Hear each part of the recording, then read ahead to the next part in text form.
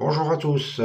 Alors, c'est Thierry là qui vous parle. Donc, ce matin, je fais une petite vidéo parce que j'avais promis que j'allais faire un webinaire sur la construction du market profile. Et en fait, j'ai toujours mes problèmes techniques dus à mon débit. Donc, je ne peux pas pour l'instant faire de webinaire en direct puisque, vu ces problèmes techniques. Donc, donc le webinaire que je devais faire devait être donc sur la construction du market profile avec Sierra Chart et après l'interprétation du market profile. Euh, donc en fin de compte, avec un collègue, on va faire donc la vidéo en deux parties. Puisque je ne peux pas faire le webinaire pour tout le monde, je vais faire la vidéo là ce matin sur la construction du market profile avec Sierra. En tout cas ma construction, hein, comment moi je le construis. Après, chacun est libre d'explorer comme il le souhaite. Et dans un deuxième temps, donc on fera une vidéo donc sur l'interprétation, toute personnelle, je précise, donc du market profile. Voilà. Alors, allez, on va démarrer pour pas que la vidéo soit trop longue. Normalement, il ne devrait pas y avoir de problème là, puisque là, je fais directement la vidéo. Je passe pas par un logiciel de webinaire. Voilà. Alors, donc première des choses, on ouvre un graphique, quel qu'il soit. Bon, là, j'ai pris sur l'Eurodoll, sur l'Eurodoll Futur. Voilà, on va le faire comme ça. Donc, on fait un clic droit sur le graphique, on va dans Study, on va chercher un indicateur, donc dans Sierra, qui s'appelle TPO. TPO. Voilà, TPO Profile Chart. Donc, c'est celui-là. Donc, on sélectionne, on clique sur Add, et on fait Appeler, ici.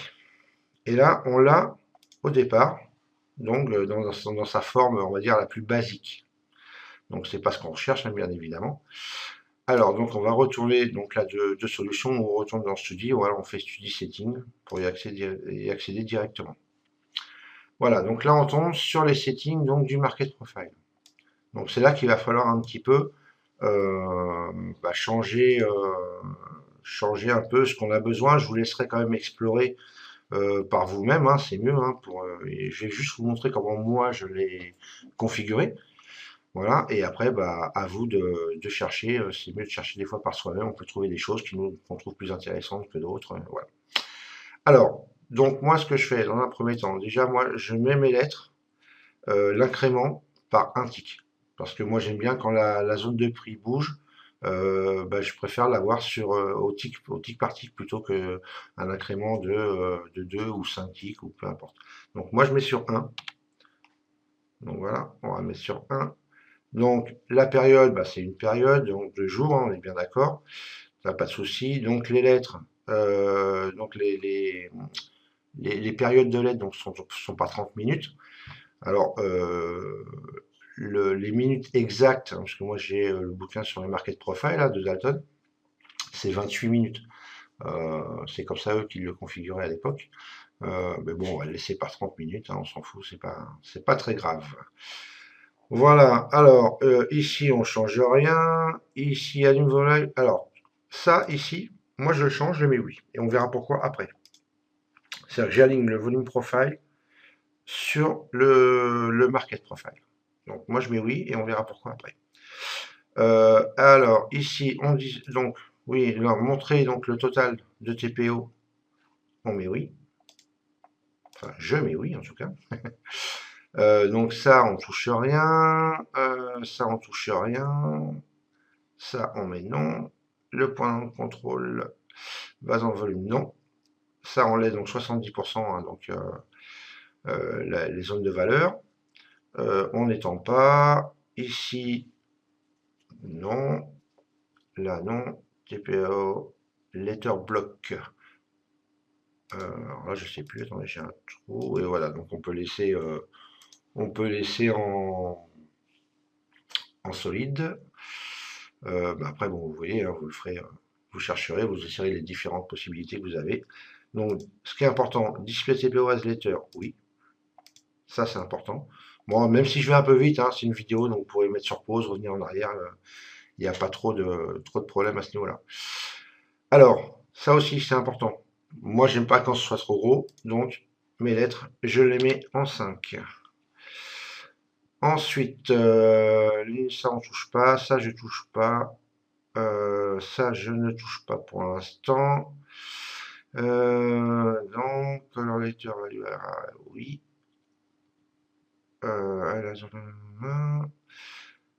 Ça, on touche à rien.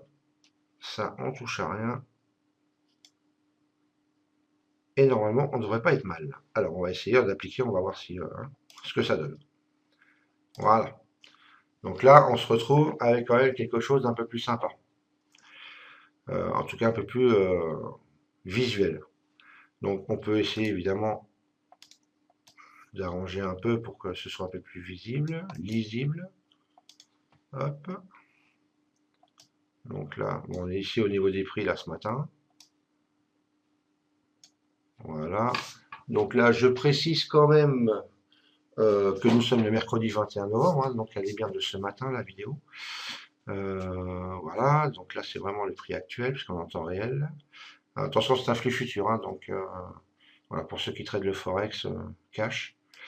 Donc voilà à quoi peut ressembler le market profile, mis, on va dire, un peu plus correctement, un peu plus lisible. On peut resserrer éventuellement pour avoir un peu plus de vue. Après voilà, c'est chacun fait comme il veut. Alors ça c'est une chose. Ensuite, on va retourner dans les studies et on va ajouter un autre indicateur. Hop là, évidemment, je ne suis pas allé dans le bon. Hop, ici. Et on va aller chercher maintenant le volume. Parce que moi, j'aime bien travailler. Alors, c'est vrai qu'il y a plusieurs choses. Il y a le market profile, il y a le volume profile, qu'on peut utiliser indépendamment, bien évidemment. Ce que je fais hein, d'ailleurs aussi. Mais j'aime bien aussi travailler avec les deux en même temps. Et vous allez voir comment moi je travaille. Donc, je mets le volume by price, je l'ajoute ici. On va dans les settings de suite. Alors, les ticks, bah c'est pareil. Moi, je mets le même donc, que le market profile, donc un tick. Donc là, je ne touche à rien pour l'instant. Et je vais donc ici, hein, que je ne me trompe pas. Alors, pour l'instant, je vais le laisser comme ça et on va voir. Parce que là, j'ai un petit. Il y a longtemps que je ne l'ai pas configuré. Alors, on va appliquer. Voilà, c'est bon. Donc là, en fait, maintenant, vous avez le volume qui s'ajoute sur le market profile. Moi, c'est comme ça que je travaille. Parce que le market profile, vous avez bien évidemment donc les zones de prix travaillées au niveau du market profile, hein, avec le POC que vous avez ici, donc la zone la plus travaillée. Mais vous ne savez pas forcément le volume qu'il y a eu à ce niveau de prix. Donc moi, j'aime bien avoir les deux. Comme ça, visuellement, je trouve que c'est plus pratique à voir. Donc ça, vous pouvez très bien avoir des single print ou des doubles prints, hein, par exemple, comme ici, là. Vous voyez, là, on a juste deux petites lettres avec du volume qui va jusqu'à là. Alors que là, on a trois lettres avec du volume où il y en a moins. Vous voyez, donc c'est pas forcément une question de TPO, hein, donc, et le volume peut être différent. Donc moi, j'aime bien avoir un regard visuel vraiment dessus. Pour moi, je trouve que c'est plus pratique. Donc voilà, pour ceux que ça intéresse, qui veulent le faire comme ça, vous pouvez. Donc tout à l'heure, je vous ai dit dans les studies, ce qui était important au niveau donc du market profile, c'est de, alors que je le retrouve, tac tac tac tac, où est-ce qu'il est?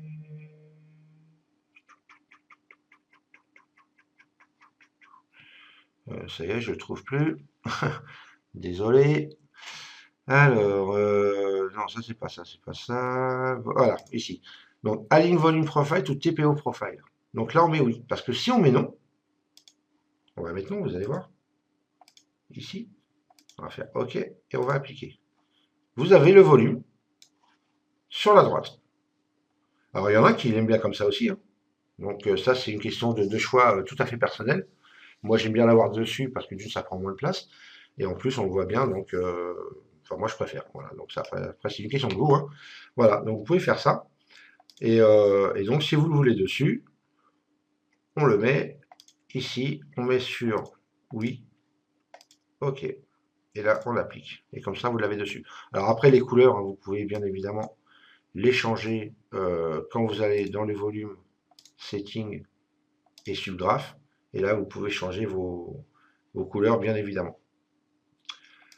Voilà, voilà. Alors, ça va être tout pour cette vidéo. Donc, si juste pour vous montrer vite fait. Voilà, bon, ça, c'est la couleur par défaut qu'il y a quand vous le configurez. Vous pouvez bien évidemment. Ah, si, alors, ce que je voulais vous montrer, par contre, une petite. Bon, ça, on en parlera plus dans le comment, dans l'interprétation du market profile. Mais petite, un petit truc qui est sympa sur Sierra Chart, c'est que vous pouvez merger les profiles. C'est-à-dire que là, vous avez la journée d'aujourd'hui, la journée d'hier ici. Alors, si on prend la journée d'hier, par exemple, vous pouvez merger, donc merge with prior profile. Vous allez merger avec la journée d'avant, et ainsi de suite. Tac, tac. Ce qui fait que vous pouvez merger par semaine ou par mois. Ce qui fait que ça va vous donner, par exemple, vous voyez, on voit bien les zones, si vous voulez, d'imbalance ou les zones de désordre qu'il y a eu, donc les zones de réjection, enfin bon, ça, je ne vais pas vous en parler aujourd'hui. Voilà, donc des fois, ça peut aider, c'est plus sympa, on voit bien les volumes et on sait les zones qui a travaillé. Voilà, hein, qui vont être retravaillées à un moment donné.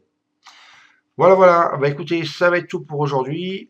J'espère que ça aide et que que ça va servir à quelqu'un. Voilà, si vous avez des questions, vous n'hésitez pas. Je vais la poster sur le forum euh, bah là, dès que je peux, si j'y arrive d'abord. Ça va être autre chose. Et puis voilà, donc n'hésitez pas. Si vous avez des questions, pas de soucis.